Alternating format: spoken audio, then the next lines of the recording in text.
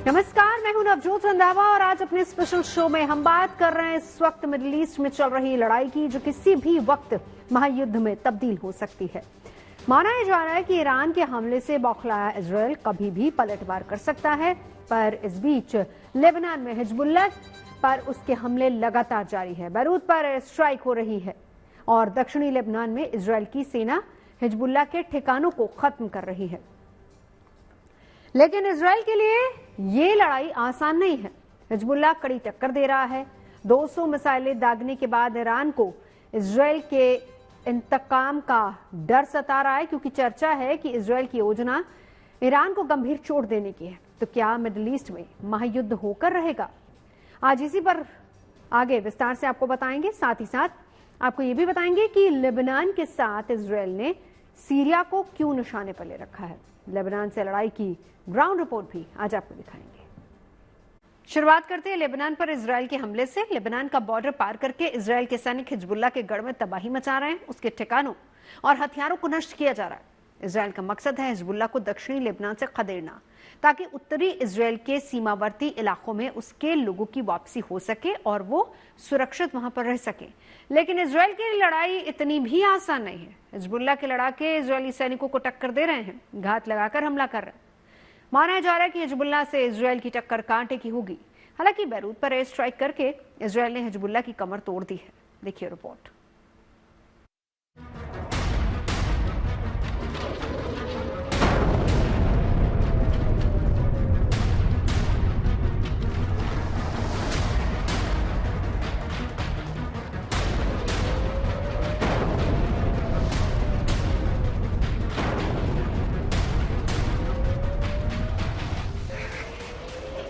धमाकों से दहला शहर, एयर स्ट्राइक से तबाह होती इमारतें। यह तस्वीर लेबनान की राजधानी बेरूत की है, जहां इजराइल लगातार एयर स्ट्राइक कर रहा है। और यह दूसरी तस्वीर दक्षिणी लेबनान के सीमावर्ती इलाके की है, जहां इजरायली सेना जमीनी ऑपरेशन चला रही है और लगातार आगे बढ़ती जा रही है। इजराइल का मकसद साफ है, वो हिजबुल्लाह को कमजोर करने के लिए उसके ठिकानों और हथियारों को तबाह कर रहा है, तो वहीं बॉर्डर वाले इलाकों से उसे खदेड़ने के लिए ऑपरेशन चला रहा है। जमीनी हमले के साथ ही इजराइल ने बुधवार की रात एक बार फिर बड़ा हमला बोला। आधी रात के आसपास बेरूत में 3 बड़े विस्फोट सुने गए और इजरायली सेना ने दावा किया कि उसने हिजबुल्लाह के ठिकानों पर सटीक हमला किया है। धमाके ऐसे थे कि शहर के ऊपर पहाड़ों में 15 मील दूर तक आवाज सुनी गई। पहली बार इजराइल ने सेंट्रल बेरूत को निशाना बनाया है और बताया जा रहा है कि इस हमले में 7 लोग मारे गए हैं। इस तरह इजराइल जहां ईरान को जवाब देने के लिए तैयारी में है, वहीं हिजबुल्लाह के खिलाफ उसके ऑपरेशन पर राय रत्ती फर्क नहीं पड़ रहा है, बल्कि लेबनान में अभियान तेज हो गया है। इजराइल ने 200 से अधिक ठिकानों पर हमले की जानकारी दी है। उसके लड़ाकू विमानों ने बिंट जेबिल टाउन हॉल पर हमला किया, जहां कई हिजबुल्लाह आतंकी मौजूद थे और उन्होंने हथियार जमा कर रखे थे। इतना ही नहीं, इजराइल ने ड्रोन अटैक करके हिजबुल्लाह आतंकियों के एक सेल को उड़ा दिया, जो इजराइल पर रॉकेट दाग रहा था। मेरे पीछे ये दक्षिणी बेरूत का इलाका है, जो बिल्कुल भीतर में जो है कोई अंदर नहीं जा पा रहा है। वहाँ पर पिछले 2 दिन के दौरान करीब 10 जो है एरियल स्ट्राइक्स आईडीएफ ने कैरी की है और भारी क्षति अंदर जगह जगह पर मल्टी स्टोरी बिल्डिंग्स जो है उनको पहुंचा है। और बुधवार को 8 जगहों पर जो है आईडीएफ ने निशाना बनाकर हिजबुल्लाह के ठिकानों को यहाँ पर नष्ट करने की कोशिश की, लेकिन उसके साथ साथ आसपास की कई इमारतों को, दुकानों को भी नुकसान पहुंचा है। इतना ही नहीं, यहाँ तक कि अब जिस अंदाज से गाजा में किसी भी बिल्डिंग पर हमला करने से पहले आईडीएफ वहाँ पर लोगों को आगाह करती थी कि कोई मखसूस इमारत जो है वो ढहाई जाएगी या उस पर एयर स्ट्राइक किया जाएगा। कुछ इसी तरह से यहाँ दक्षिणी बेरूत में भी अब इजराइल की जो सेना है वो उस तरह के आदेश जारी करती है और फिर मिनटों में आसपास जो लोग होते हैं वो खाली कर देते हैं उस पूरे इलाके को और वहाँ पर फिर बमबारी शुरू हो जाती है। इस बीच इजराइल ने दावा किया है कि उसने हिजबुल्लाह के 50% हथियार नष्ट कर दिए हैं, जिसमें बैलिस्टिक और क्रूज मिसाइलों के साथ साथ कई हजार रॉकेट भी शामिल हैं। एयर स्ट्राइक के साथ इजराइल के सैनिक जमीन के रास्ते हिजबुल्लाह के गढ़ में आगे बढ़ते जा रहे हैं। सीमा पार करके लेबनान में कई किलोमीटर अंदर जा चुके हैं। इजराइल के सैनिक हिजबुल्लाह के लोगों को खत्म करते जा रहे हैं। खबर है कि 36 घंटे तक हिजबुल्लाह के इलाके में ऑपरेशन कर उसके 60 आतंकियों को मार गिराया गया है और सैनिक बड़ी तेजी से आगे बढ़ते जा रहे हैं।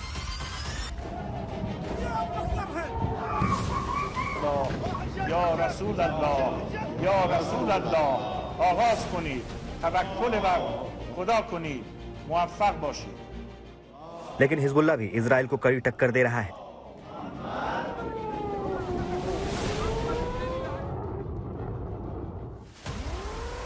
इजराइल ने माना है कि दक्षिणी लेबनान में हिजबुल्लाह के साथ झड़प में उसके 8 सैनिकों की मौत हो गई है और हिजबुल्लाह ने दावा किया है कि उसने इजराइल के 3 टैंक भी तबाह कर दिए हैं। अगर गाजा की लड़ाई से तुलना करें तो ये इजरायली सेना को होने वाले रोजाना के नुकसान की तुलना में बहुत अधिक है। इजराइल के सैनिक कैसे मारे गए इसकी खबर नहीं, मगर माना जा रहा है कि हिजबुल्लाह ने घात लगाकर उन पर हमला किया। अगर हम हिजबुल्लाह की माने तो हिजबुल्लाह का कहना है कि वो कड़ी टक्कर दे रहे हैं इजरायली सेना को, और आज उन्होंने 4 और कल तो 8 सेना के जवानों और अफसरों को मारा गिराया था, आज और 4 को उन्होंने मार गिराया। जहां तक हिजबुल्लाह ने वीडियो भी जारी किया है जिसमें इजराइल के 3 टैंक बारूदी सुरंगों में जो है तबाह होते दिख रहे हैं। अब कितनी इसमें हकीकत है या सच्चाई है वो आने वाला वक्त बताएगा, लेकिन हालात जो है काफी तनावपूर्ण है। असलब में हिजबुल्लाह से जमीनी लड़ाई आसान नहीं है और इसकी वजह है हिजबुल्लाह के सुरंगों का नेटवर्क, जो हमास के सुरंगों से ज्यादा बड़े और रॉकेट मिसाइलों से लैस है।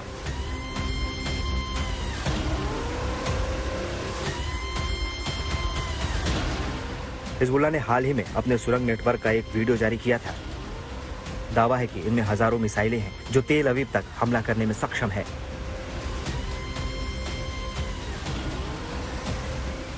ऐसी टनलें भी हिजबुल्लाह के पास यहाँ दक्षिणी लेबनान में पिछले 2 दशकों के दौरान उन्होंने बनाई है, खासतौर से 2006 के युद्ध के बाद और 2006 के जो इसराइल के साथ हिजबुल्लाह का युद्ध हुआ था उससे सीख लेते हुए ज्यादातर जो इंफ्रास्ट्रक्चर यहाँ पर हिजबुल्लाह का है दक्षिणी लेबनान में वो अंडरग्राउंड है, और उस अंडरग्राउंड पर उस इंफ्रास्ट्रक्चर पर पता नहीं चल सकता है आईडीएफ को, भले ही वो कितना भी कोशिश करे, लेकिन जब तक कि वो कोई सींध मारी जो है हिजबुल्लाह के भीतर, लड़ाकों के भीतर नहीं कर पाएंगे। और यही कारण है कि पिछले कई हफ्तों के दौरान ये इजराइल की तरफ से दावा किया जा रहा था कि वो जो वेयर हाउस है हथियारों का उसको वो एरियल स्ट्राइक्स में तबाह कर रहे हैं। एक आध जगहों पर उन्होंने कुछ रॉकेट तबाह किए, लेकिन जो मुख्य जो बेस है या वेयर हाउस है वो अंडरग्राउंड है हिजबुल्लाह का। उनके पास पूरी तरह से हथियार है, तो मोटार गन्स भी हैं जिनसे वो मोटार शेलिंग उस फौज पे कर रहे हैं जो इन पहाड़ियों की ओर आना चाहता है। और यही कारण है कि इजरायली फौज को भी यहाँ पर चुनौतियां मिल रही हैं, नुकसान पहुंच रहा है। सुरंगों में हथियारों का ये जखीरा हिजबुल्लाह ने ईरान की मदद से जमा किया है और इजराइल का मकसद इनको तबाह करना है। लेकिन ये लक्ष्य आसान नहीं, क्योंकि दक्षिणी लेबनान में जैसे जैसे इजरायली सेना आगे बढ़ती जा रही है, युद्ध भीषण होता जा रहा है। बेरूत से अशरफ वानी के साथ bureau report, good news today. दरअसल इजराइल एक साथ कई मोर्चों पर लड़ाई लड़ रहा है। इजरायली सेना लेबनान में हिजबुल्लाह, गाजा में हमास और यमन में हूती विद्रोहियों के अलावा सीरिया पर भी हमला बोल रही है। इजरायली सेना ने बुधवार को सीरिया की राजधानी दमिश्क में हवाई हमला किया, जिसमें हिजबुल्लाह चीफ हसन नसरल्लाह के दामाद हसन जाफर अल कासर को के मारे जाने का दावा किया जा रहा है। उसके साथ ही 2 और लोग भी मारे गए हैं। सीरिया में इजरायली हवाई हमले क्यों हो रहे हैं, इसे आपका समझना भी जरूरी है। दरअसल 80 के दशक में ईरान ने मिडिल ईस्ट में अपना वर्चस्व कायम करने के लिए कुछ प्रॉक्सी संगठनों को तैयार किया था। उन्हें एक्सेस ऑफ रेजिस्टेंस कहा जाता है और इस अनौपचारिक संगठन में शामिल है फिलिस्तीन में हमास, लेबनान में हिजबुल्लाह, यमन में हूती विद्रोही और इनके साथ इराक और सीरिया के विद्रोही संगठन भी शामिल हैं। सीरिया में ईरान के समर्थन वाले कई समूह हैं और आईएसआईएस भी इसमें शामिल है और ये सभी अमेरिका और इजराइल के खिलाफ काम करते हैं और इस वक्त इनसे हिजबुल्लाह को मदद भी मिल रही है। इसीलिए इजराइल सीरिया पर भी हमले बोल रहा है। हिजबुल्लाह पर इजराइल के हमले तो लगातार जारी है, लेकिन इस वक्त मिडिल ईस्ट और पूरी दुनिया के सामने सवाल यह है कि इजराइल ईरान से अपना इंतकाम कब लेगा और कैसे लेगा। ईरान ने 200 मिसाइलें दागी, अब इजराइल इसका जवाब कैसे देगा। एक दूसरे को धमकी और चेतावनी दी जा रही है, रणनीति बनाई जा रही है और कयास ये लगाए जा रहे हैं कि युद्ध का आगाज कभी भी हो सकता है। हालांकि इस बीच अमेरिका और यूरोप के देश माहौल ठीक करने की कोशिश में जुटे हैं, पर क्या इजराइल किसी का कहना मानेगा? देखिए।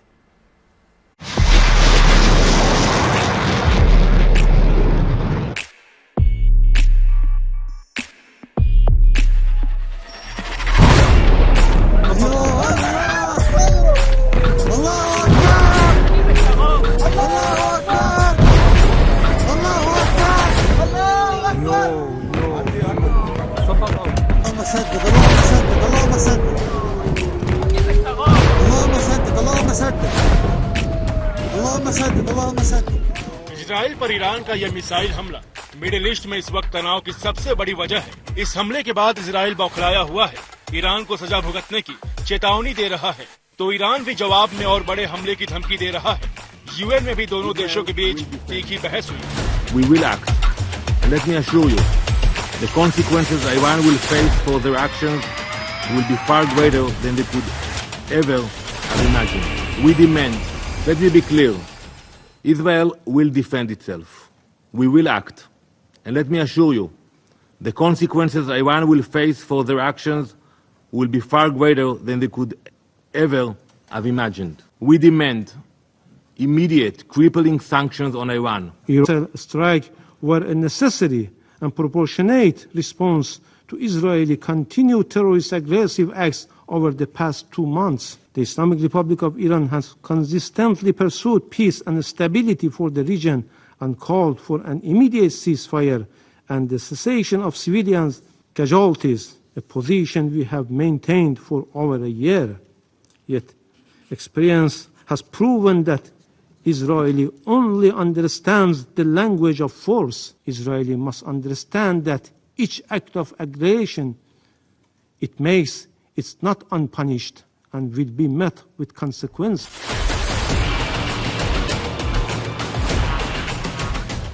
इजराइल और ईरान के दरमियान सिर्फ तीखी बहस नहीं हो रही, बल्कि समस्या ये है कि भीषण जंग के आसार हैं। खबर है कि इजराइल ने ईरान के मिसाइल हमलों के बदले में बड़ी चोट करने का प्लान बनाया है। अमेरिकी अधिकारियों का दावा है कि इजराइल के 3 टारगेट हो सकते हैं। पहला, ईरान के चुनिंदा लोगों की हत्या करवाई जा सकती है। दूसरा, ईरान के तेल के कुएं तबाह किए जा सकते हैं। और तीसरा, ईरान के सैन्य ठिकाने तबाह किए जा सकते हैं। चुनिंदा लोगों या लीडरशिप पर हमले को लेकर ईरान में डर है। खामनेई शुक्रवार की नमाज के लिए सार्वजनिक रूप से सामने आ सकते हैं और चर्चा है कि इस दौरान उन पर खतरा बहुत ज्यादा हो सकता है। जहां तक तेल के कुएं की बात है तो ईरान के 4 रिफाइनरी ऐसी हैं जो ईरान की अर्थव्यवस्था की ताकत है। यहीं से उसका 90% तेल निर्यात होता है। पश्चिमी तट पर मौजूद पेट्रोलियम इंडस्ट्री सरकार की भी ताकत है और ईरान के आम लोग भी इस पर निर्भर है। अगर इन पर हमला हुआ तो ईरान की कमर टूट जाएगी। खामियाजा सरकार को भी उठाना पड़ सकता है। चर्चा इस बात पर भी है कि इजराइल ईरान के परमाणु संयंत्रों पर हमला कर सकता है। हालांकि अमेरिकी राष्ट्रपति बाइडेन ने साफ कहा है कि वो ईरान के परमाणु ठिकानों पर इजरायली हमले का समर्थन नहीं करते।